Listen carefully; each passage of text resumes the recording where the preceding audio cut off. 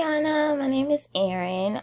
In response to your video, I definitely agree with everything you were saying about how humans take over animals' lives and how farmers and fishers out here be going crazy when it comes to hunting, which is beyond me because I feel like that and the animals are in their natural habitat.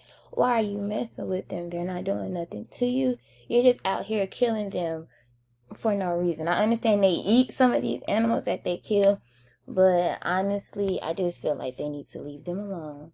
Let them be in their, natural habitat and do what they do. And I'm kind of doing a similar research, but it's about the captivity of our animals.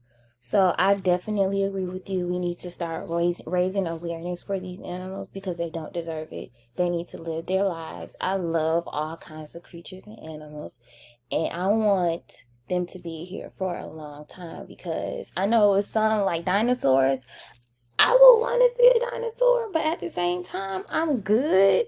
So it's just like the extinction of some of these animals, it shouldn't take place. Oh, and then like the next 50 years, they all should be here.